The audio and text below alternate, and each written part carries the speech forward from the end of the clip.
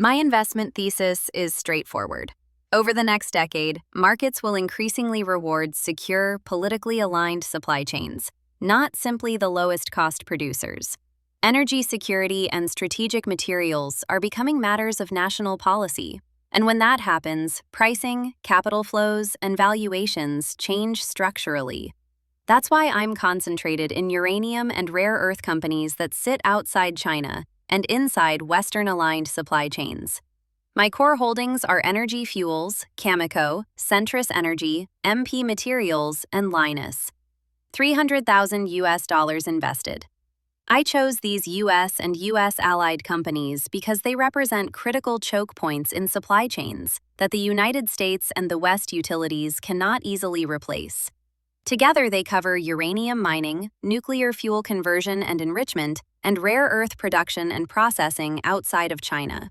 China controls the majority of these rare earths, and following Venezuela, supply restrictions are only going to get worse. We're in the hoarding era. The recent events in Venezuela are mostly being discussed as an oil story, but I think that framing misses the larger signal. Whether oil supply increases or not is secondary. The more important takeaway is geopolitical. The United States has shown it is willing to act decisively when strategic interests are involved. That reinforces a world where energy, materials, and supply chains are increasingly treated as matters of security rather than free market commodities. Importantly, Venezuela does not pose an oversupply risk to uranium or rare earths. These markets are nothing like oil. Uranium is heavily regulated and sold primarily through long-term contracts with utilities that plan fuel needs years in advance. Rare earths require not just mining, but complex processing infrastructure that takes a decade or more to develop. There is no mechanism for sudden supply flooding in either market. History supports this view. During the 2006 to 2007 uranium bull run, prices did not rise because of speculative demand alone. They rose because utilities realized they were under-contracted in a tightening market and rushed to secure long-term supply.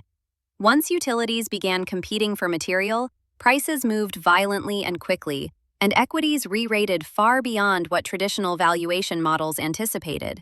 Rare earths experienced a similar dynamic a few years later, when export controls and geopolitical tension exposed how fragile global supply really was.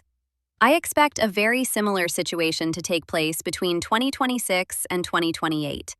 After Venezuela, the last thing China will do is flood the market with their supply, leading to a supply constraint that will enable rare earths and uranium to skyrocket. Just look at how commodities reacted yesterday. Those episodes weren't driven by economic growth cycles. They were driven by procurement crises. When utilities and governments fear supply disruption, they don't negotiate for the best price. They secure supply at almost any price. That historical lesson matters today. Nuclear power is expanding globally, enrichment capacity is constrained, and non-China rare earth supply remains limited. At the same time, geopolitical risk is rising, not falling. If tensions escalate further, particularly around Taiwan, the immediate market reaction would likely be risk-off across all assets. But the second-order effect would be a rapid acceleration of industrial policy, subsidies, and long-term contracts favoring Western-aligned suppliers of uranium and strategic materials. I'm not positioned for a short-term commodity spike.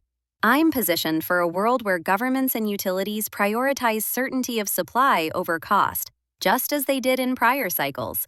In those environments, uranium and rare earth equities don't behave like normal commodities. They behave like strategic infrastructure. That's the bet. TLDR, geopolitical fragmentation turns uranium and rare earths into strategic assets. History shows these markets don't reprice gradually. They reprice violently when supply security is questioned. Edit. Trump on live national television just announced they are running the country. Motherfucking commodity season, baby. You've played too much Civilization. Thanks, ChatGPT.